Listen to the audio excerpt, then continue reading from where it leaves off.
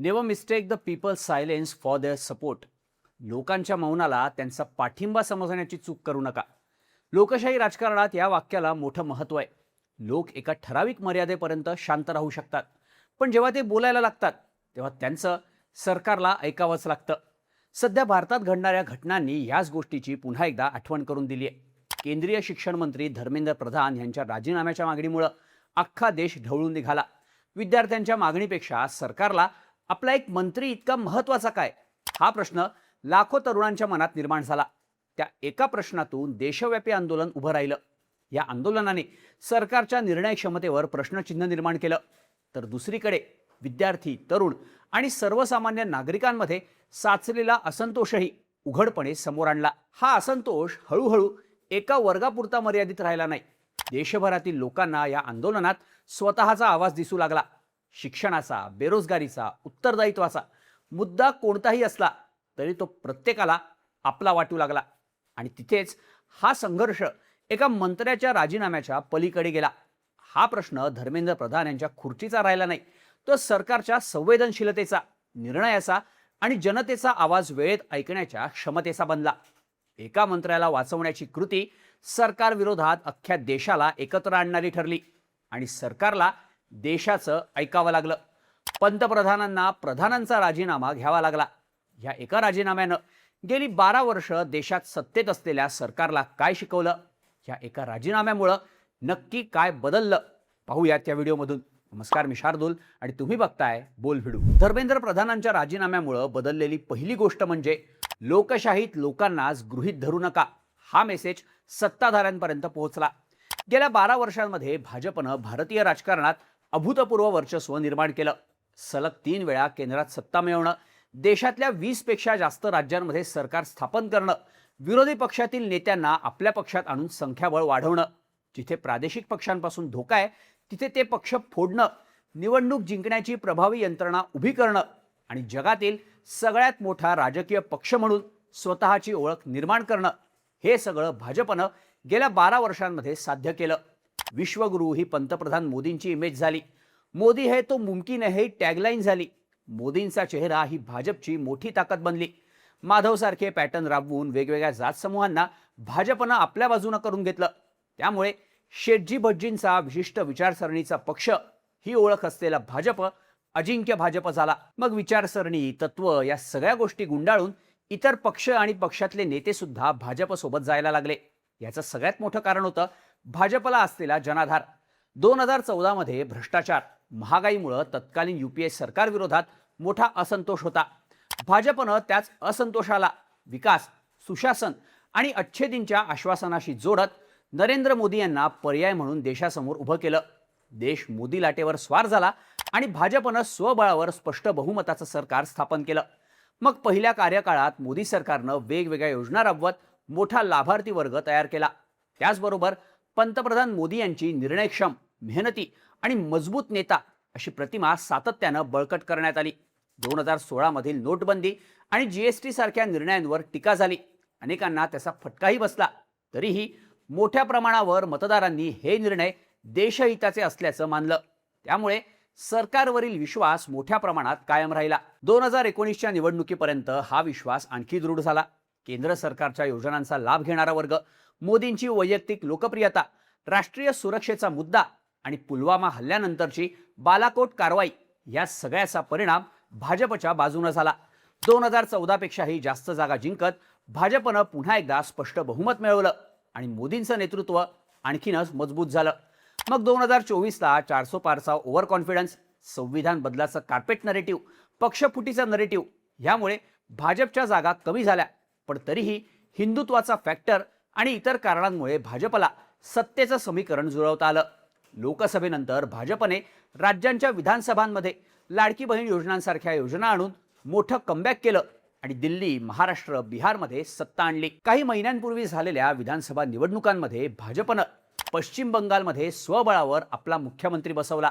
यामुळे एक भावना निर्माण झाली की भाजपचा जनाधार इतका भक्कम आहे की कोणताही निर्णय घेतला तरी जनता शेवटी पक्षासोबतच राहील.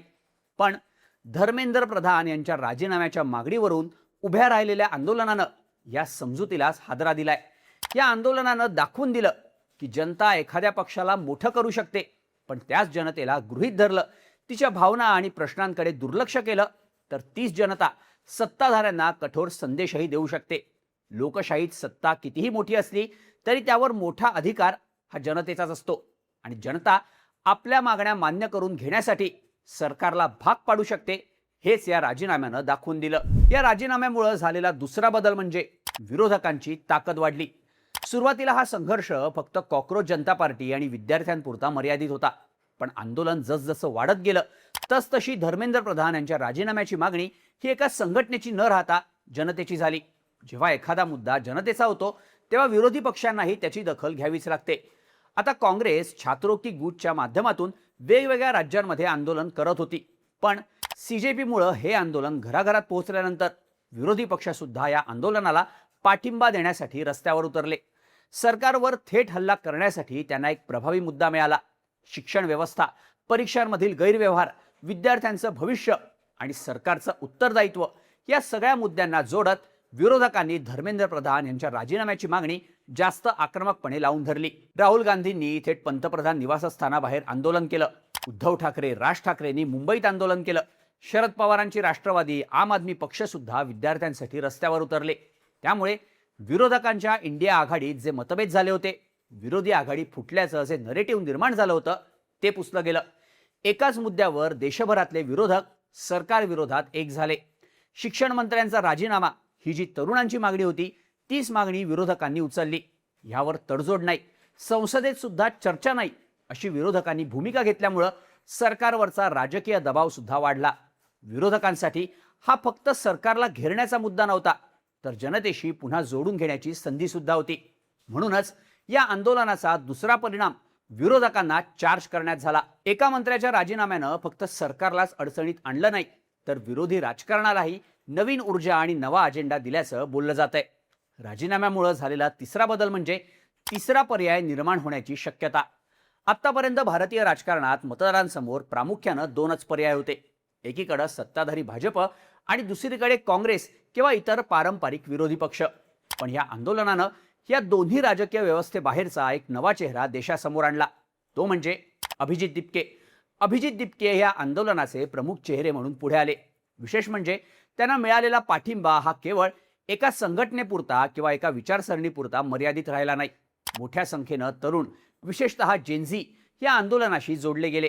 सोशल मीडियावरून त्यांनी आंदोलनाला पाठिंबा दिला, रस्त्यावर उतरले आणि पारंपरिक राजकीय पक्षांपेक्षा वेगळ्या नेतृत्वाला स्वीकारण्याची तयारी दाखवली. यातली सगळ्यात महत्त्वाची गोष्ट म्हणजे आंदोलनात सहभागी असलेले अनेक तरुण 2029च्या लोकसभा निवडणुकीत पहिल्यांदा मतदान करणार आहेत. म्हणजेच आज जे तरुण आंदोलनाच्या माध्यमातून सक्रिय होत आहेत, ते उद्या देशाच्या निवडणुकीत निर्णायक मतदार ठरू शकतात. या तरुणांसमोर जर पुन्हा तेच पारंपरिक राजकीय पर्याय असतील, तर त्याऐवजी आंदोलनातून उभा राहिलेला, त्यांच्या प्रश्नांवर बोलणारा आणि त्यांच्या भाषेत संवाद साधणारा नवा तरुण चेहरा त्यांना जास्त जवळचा वाटू शकतो. त्यामुळे अभिजित दिपके यांनी भविष्यात राजकारणात प्रवेश केला तर या आंदोलनातून मिळालेला जनाधार त्यांच्यासाठी मोठी राजकीय ताकद ठरू शकतो. अर्थात आंदोलनाचं नेतृत्व करणं आणि निवडणुकीचं राजकारण करणं या दोन पूर्णपणे वेगळ्या गोष्टी आहेत. संघटना उभी करणं, देशभरात नेटवर्क निर्माण करणं, स्पष्ट राजकीय भूमिका घेणं आणि निवडणुकीत हे सगळं मतांमध्ये कन्व्हर्ट करणं ही मोठी आव्हानं असतात. अजूनपर्यंत तरी दिपकेंच्या राजकीय महत्वाकांक्षा आंदोलनात दिसलेल्या नाही. पण या आंदोलनानं भारतीय राजकारणात एक नवीन शक्यता मात्र नक्कीच निर्माण केली आहे. ज्याप्रमाणे भ्रष्टाचार विरोधी आंदोलनातून अरविंद केजरीवालांसारखं नेतृत्व पुढे आलं आणि त्याने मोठं यश मिळवलं, तशीच शक्यता आता दिपकेंच्या रूपात निर्माण झाल्याचं म्हटलं जात आहे. दिपकेंनी धर्मेंद्र प्रधानांच्या राजीनाम्याची मागणी लावून धरणं आणि राजीनामा घेऊनच थांबणं ही गोष्ट जेनझींना नक्कीच आकर्षित करणारी ठरू शकते, एवढं मात्र नक्की. या सगळ्याबद्दल तुम्हाला काय वाटतं? धर्मेंद्र प्रधानांच्या राजीनाम्यामुळे नक्की कोणते बदल होऊ शकतात? ह्याबद्दलच्या तुमच्या प्रतिक्रिया कमेंट करून नक्की सांगा आणि अशाच माहितीपूर्ण व्हिडिओसाठी बोल भिडूच्या यूट्यूब चॅनलला सबस्क्राईब करायला विसरू नका.